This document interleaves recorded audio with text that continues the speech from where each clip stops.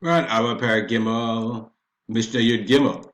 Rabbi Akiva Omer said, Rabbi Akiva, Schok v'kalut rosh, margilin le'erva. Schok, joking around, kalut rosh, lightheadedness. Margilin le'erva. They make a person accustomed to ervas, a sexual licentiousness. And this is, I think, actually, factually true. That if a person engages in light, especially with the members of the opposite sex, which are inappropriate, or lightheadedness, it brings about a certain behavioral attitude which will bring people to sinfulness, and that leads to erva, to inappropriate sexual behavior. Okay, next, now Rabbi Akiva is a list of siagim. Remember, we learned in the beginning of the Mishnah, asu siag la Torah. So Rabbi Akiva is going to list a bunch of siagim, a bunch of fences. Masoret siag la Torah. The masoret is the chain of the tradition. So that's a siag, a fence for the Torah. Ma'asrot siag la osher. The giving of ma'asrot, that's a siyag. The giving of tithes is a fence la'osher, for wealth. Nidarim, vows, siyag leprishut. Prishut is separating yourself from sin. And siyag lechachma, shtika. Okay, the fence for wisdom is silence. What's going on here? So first of all, it's important to know. One is misoret siyag, masot siyag, meaning the antidote is the fence for the thing. The antidote, defense for the thing. Basod is an antidote, it's a fence for wealth. The derima, a fence for pishut. And then it has it around. Then it says siyag l'chachma shtika. So why we have to ask ourselves, why did he say that the other way around? So let's see what's each one. What's misoret? Misoret siyag l'torah. The Bartuner says misoret shemasu lanu chachamim bechaserot v'yeterot shebat Torah. Sometimes how we read it's really, he says it's referring to how we read words in the Torah. Sometimes the word is chaser, written without an extra letter, without an extra, vav. Here he says, okay, he says, basukot is malay, basukot is chaser, basukot. It says the word sukot in different ways in the Torah. Shnayim chaserim bechad malay. So without the vav here, it's called chaser. It's written short. And with the vav here, it's written malay. And the Chazal learned from it, lachshir sukkah b'shalosh tefanot, etc., etc. So the Chazal learned all kinds of halachot from this idea of the Mesorah. So he learns it actually in very literal terms. Siyag the Torah, the siyag, the fence for the Torah, is the Mesorah. It just strikes me as much more simple than that.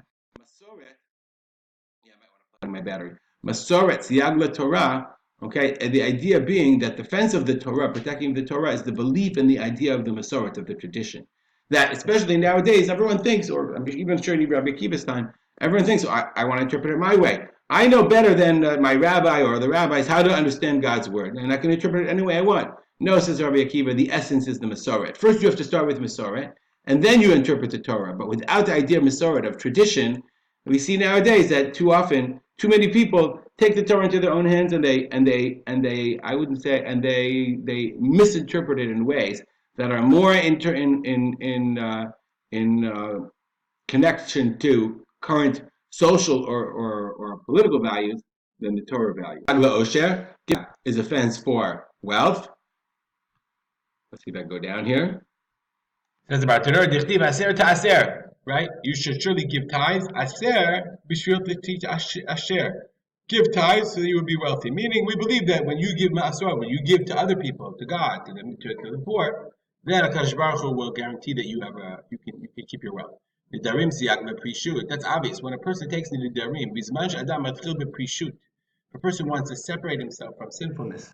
And he's afraid he's going to violate that separation from sinfulness. If he takes a neder that he won't do X, Y, Z,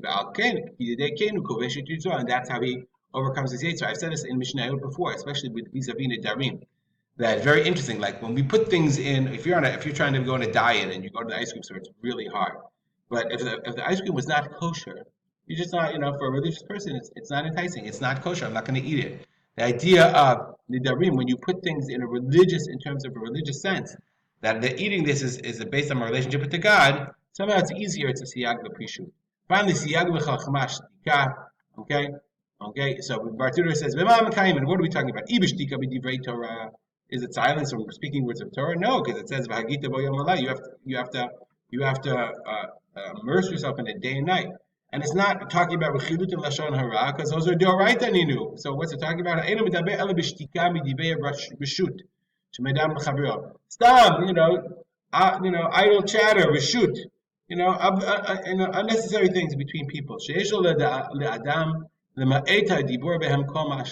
speak as little as you can, okay, of unnecessary chatter. That's siyag lechokhma. And it's interesting. Why does it say it the other way around? He says because she'en shum siyag lechokhma ki im hashtika b'lvad. There's no other siyag for wisdom other than shtika. Meaning that's why it says the siyag for chachma is shtika. So the Midrash Shmuel says. You want osher, there are other siyagim. You want Torah, Masorah is one of the siyagim. But you want chachma, the only siyag you have, the only place you have is shtika. We'll stop here, dedicate our learning to the memory of my father, Rav Simcha ben Yitzchak Kalman. Have a great day.